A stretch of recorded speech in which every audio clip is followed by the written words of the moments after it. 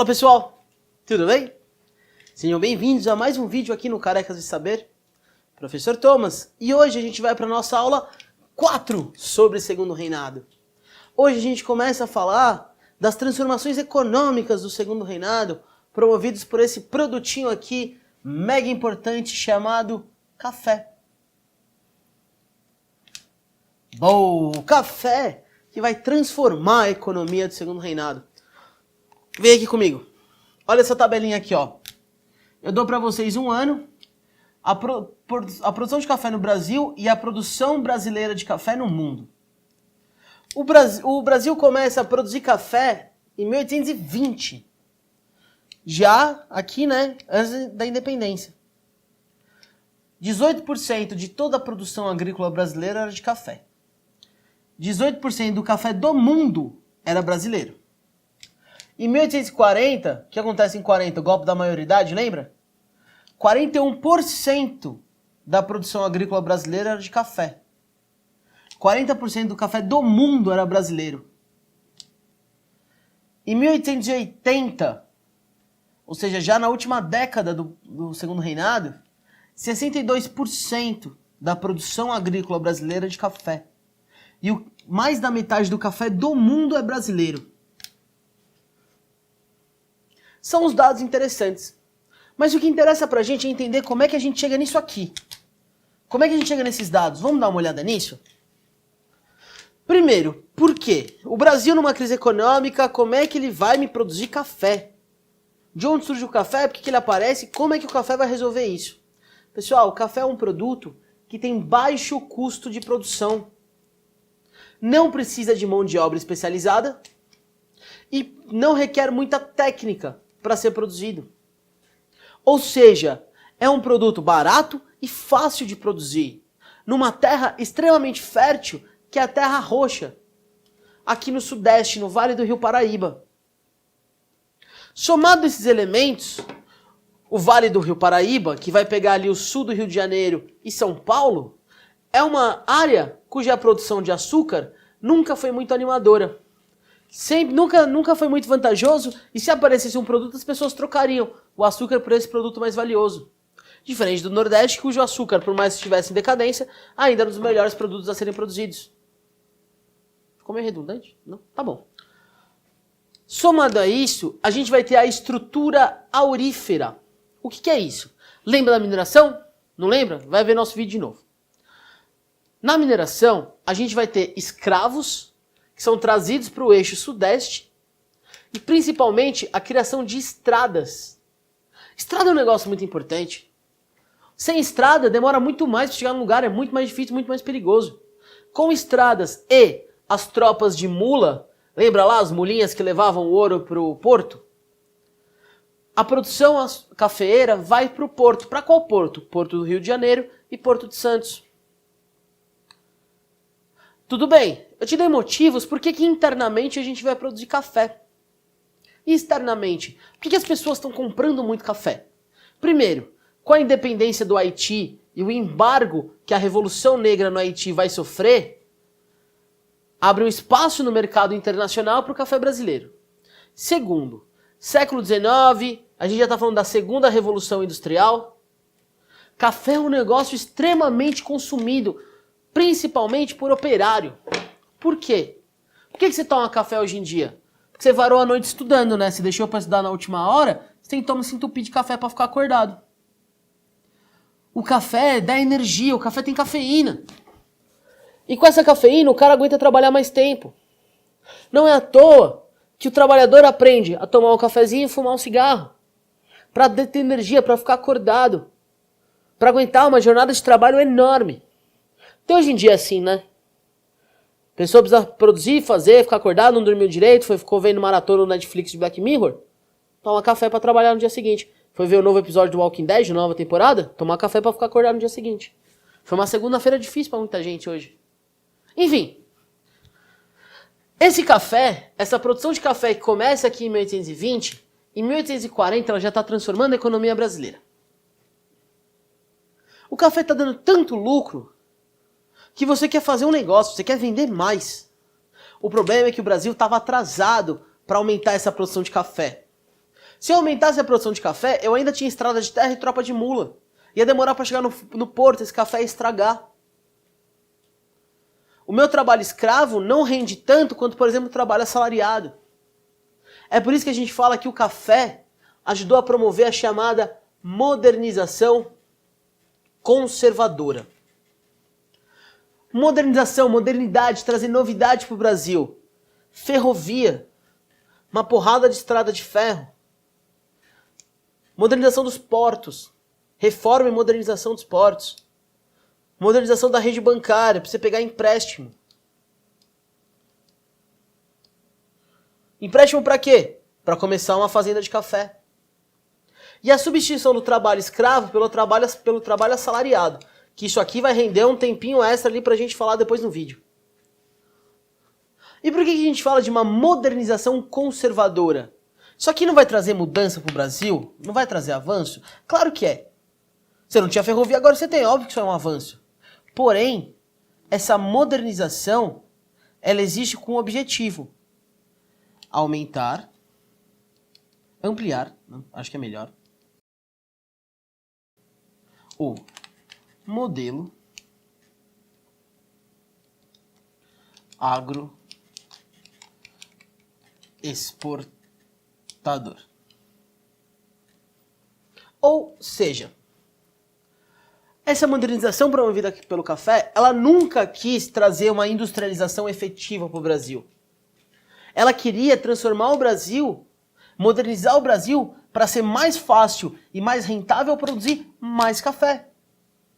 Então a gente moderniza, mas a gente mantém o modelo agroexportador. Normalmente quando a gente fala de modernização, a gente pensa na troca de um modelo econômico, né? O modelo econômico não mudou. É nessa lógica de ferrovias, por exemplo, que o Barão de Mauá e a Brasil Railway,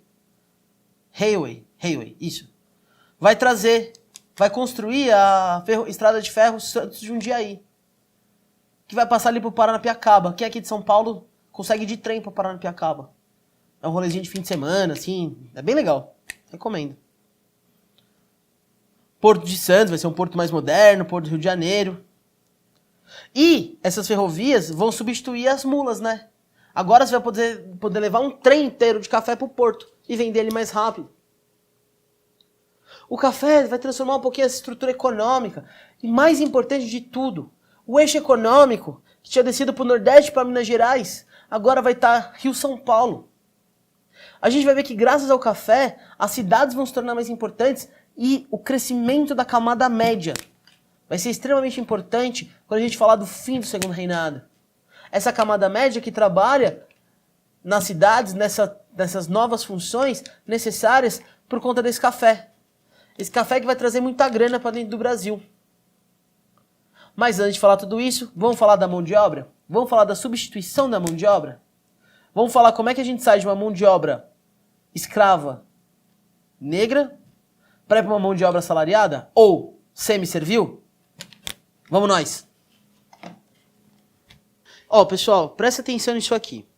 O Tião botou o mapa aí na tela para vocês. A gente está vendo um mapinha da expansão cafeeira aqui no Sudeste. Então a gente vai ter a partir de 1850 até 1950, tá certo? Ó, repara ali de marronzinho, 1850, o Vale do Rio Paraíba, do Rio de Janeiro até um pouquinho antes de Bragança, ali Taubaté, Bragança Paulista, tá? Já chegando ali em São Paulo, do ladinho de Santos. De 1850 a 1900, a gente tem a expansão do café, que vai essa parte verde, que vai até o Espírito Santo e até metade de São Paulo. E de 1900 a 1950, o Oeste Paulista, que vai até Adamantina, Presidente Prudente, São José do Rio Preto, tá certo?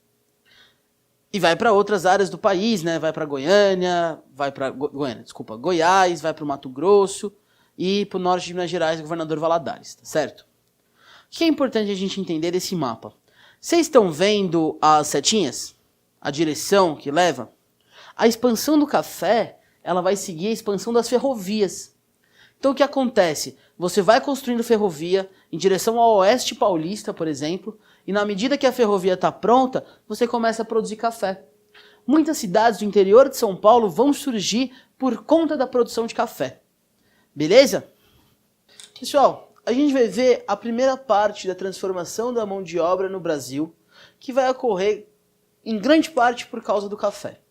Próximo vídeo a gente vai ver a abolição da escravidão, todo esse processo, desde o fim do tráfico até abolir a escravidão e as consequências disso, beleza? Aqui a gente vai conversar sobre a mão de obra assalariada e a mão de obra semi-servil. Vamos lá. A gente tem que pensar que o mundo inteiro já enxerga a escravidão como uma coisa atrasada. Uma coisa que não condiz mais com o modelo capitalista industrial, onde você precisa de mercado consumidor. Portanto, cada vez mais as pessoas estão querendo sair, né? As pessoas, veja bem, não os grandes proprietários. Desse modelo, você vai se contestar a escravidão. Quando você quer acabar com a escravidão, uma coisa muito interessante, você não quer mais escravizar o negro, mas você não quer introduzir ele na sociedade. Que você tem historicamente uma visão negativa sobre ele. Então, o que o Brasil vai se propor a fazer? Um projeto de imigração. Trazer europeus para o Brasil.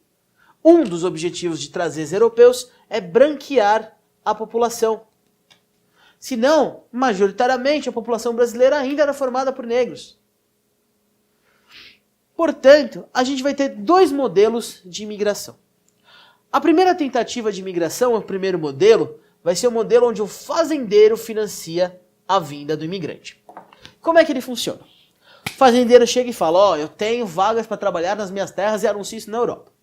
A Europa, no século XIX, está passando por várias tretas. Guerras de unificação, crise na França, uma porrada de treta, primavera dos povos. Está acontecendo muita coisa na Europa, muito conflito, e as pessoas querem fugir desse conflito. E o Brasil é uma terra 10. Se você pensar em trabalho agrícola, o Brasil é uma terra 10, o que você planta nasce. O Brasil é ótimo, gente. E aí o que o fazendeiro vai fazer? Ele vai falar, ó, eu pago a sua passagem, você vem pra cá e você trabalha pra mim de graça até você pagar a sua dívida. Depois eu te pago um salário. Beleza, os caras vão vir. Só que o que vai acontecer? Ele vai vir pra cá, o fazendeiro pagou a passagem, chegou aqui e vai trabalhar pra pagar o salário. Só que esse cara precisa sobreviver, precisa comprar comida, ferramenta, roupa, panela, utensílio. E ele vai comprar isso onde? Na lojinha que pertence ao fazendeiro. Se ele não tem grana, o que ele faz? Ele pendura.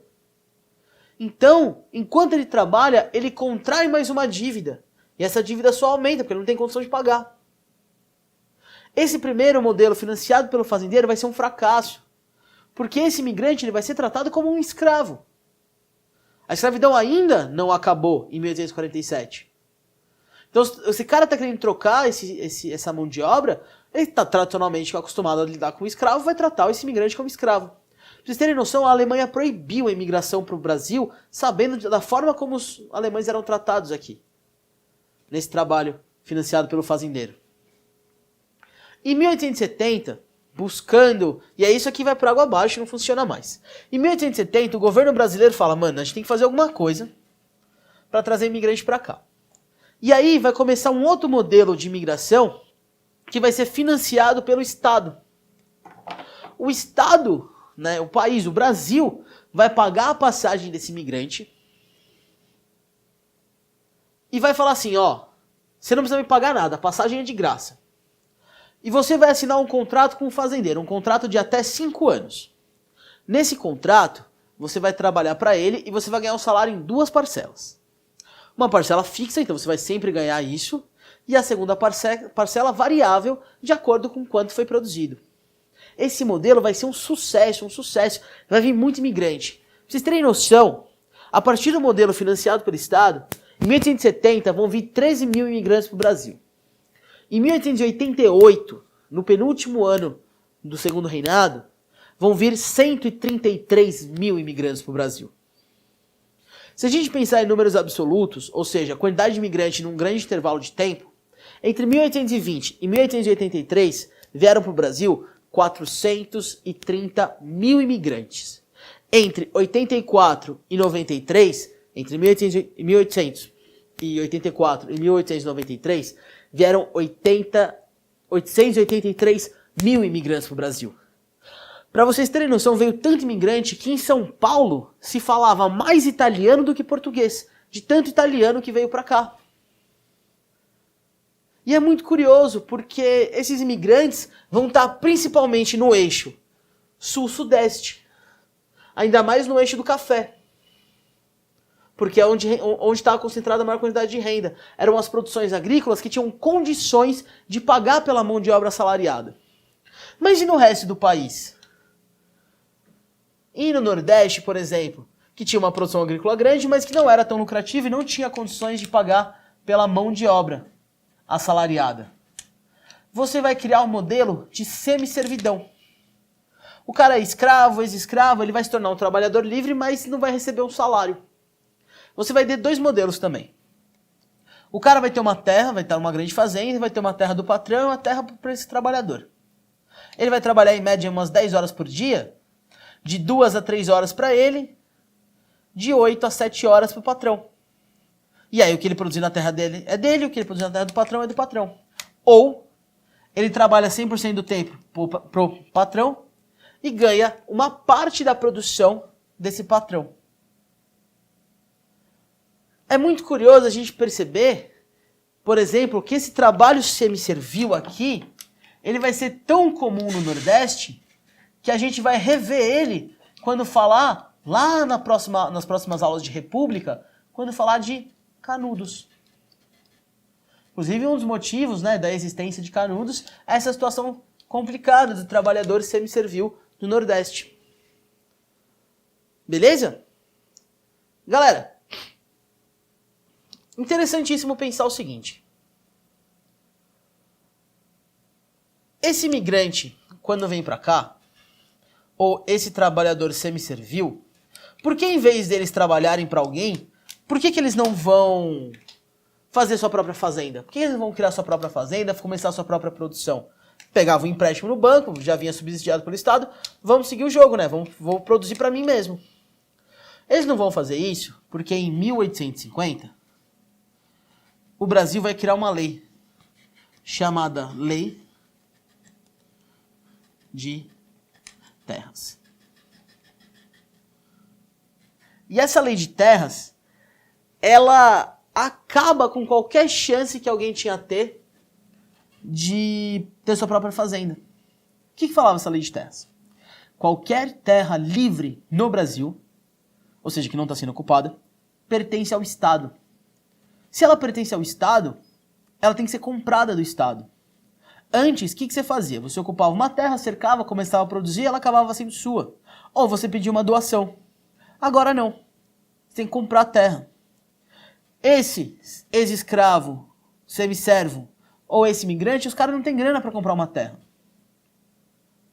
Quando abolir a escravidão, a situação fica ainda pior, porque os negros, que não são mais escravos, não têm acesso à terra. Isso vai criar umas condições socioeconômicas que são refletidas até hoje no Brasil, mas que a gente vai conversar no nosso próximo vídeo.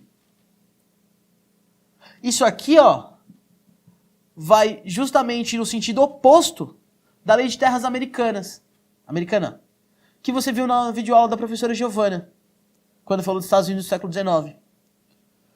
Dá uma voltada lá, dá uma olhada no vídeo dela, depois compara com o que aconteceu aqui no Brasil. Vê um pouquinho essa construção da posse de terras no Brasil. E vocês vão perceber o quanto é complicado a gente falar, né, reclamar, por exemplo, de reforma agrária, quando o próprio governo favoreceu a concentração de terras na mão de poucas pessoas. Mas isso aí é assunto para vocês pensarem com calma para falar de redação de Enem, redação de vestibular. Demorou?